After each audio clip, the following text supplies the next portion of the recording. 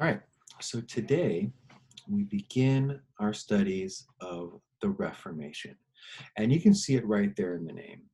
The Reformation is going to be the reforming of the Catholic Church in Europe, the reforming of Christianity in Western Europe, specifically the church, the organization of the church. And even going back further than the slide I have up here, we can remember, or let me say that in the 1300s, the church has a moment where there are actually two popes. There's a split in the church. The pope had been hijacked from Rome and brought to France, and then a French pope was installed, and there was disagreement about who the real pope was, and then the pope went back to Italy, to Rome, and he died there. Some people suggested that the cardinals were forced to choose an Italian pope instead of a French pope.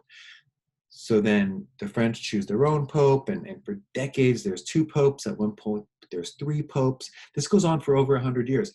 And the bottom line is that people start to lose faith in the organization. Remember that during the Middle Ages, the church was the most important organization in Europe. There was no one unified power that people could rely on or that would keep them safe. There were countries with kings and small chunks of that country ruled by the Lord. But the one stable force for the 1,000 years of the Middle Ages had been the church in Rome. And now we're seeing that the church is starting to lose respect, largely because they were fighting over who was the Pope. Remember, the Pope was supposed to have a direct line to God. And if there's two of them, what? Right? How does that even work?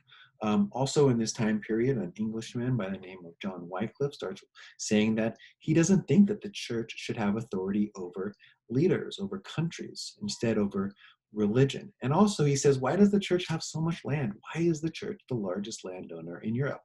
Why are they so rich?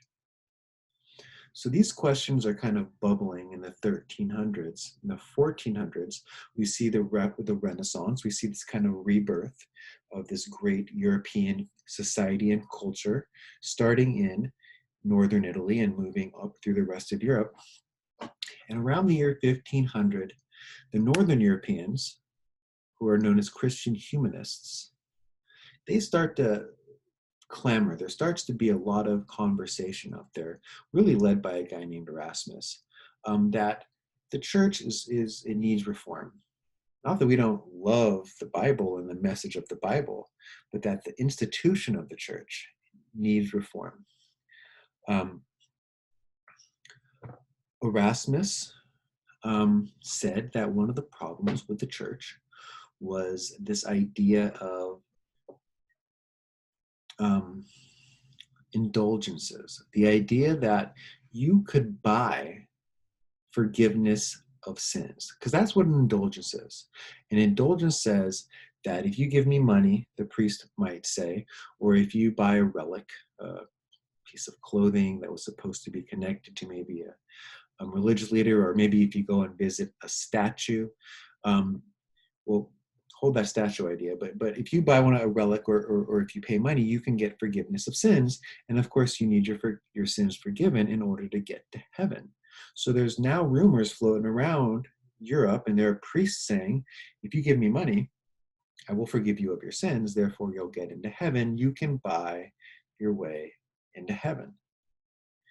There were also questions about how people got jobs as priests. Sometimes the rich guy got the job, and sometimes he couldn't read. And since most people couldn't read at all, they relied on their priest to tell them what the Bible said. And when your priest can't read, what's he doing up there? He's just making stuff up, right?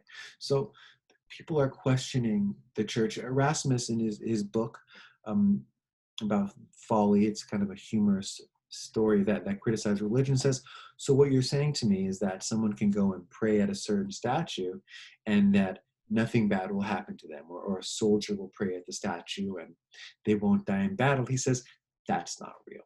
He goes, the message in the Bible is real, and people should live their lives in a way that is described in the Bible. But all of this kind of selling of forgiveness of sins, this you can pray at the foot of a statue and therefore you're going to have good luck. He says that stuff's just not real.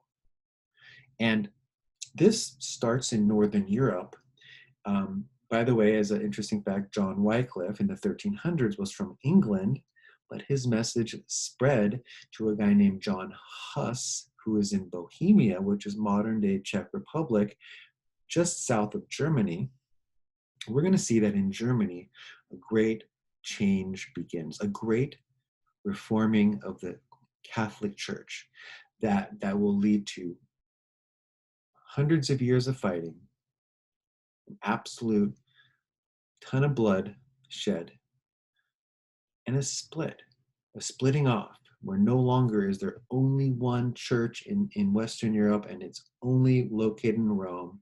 But we're going to find that there become many versions of the Christian church all throughout Europe.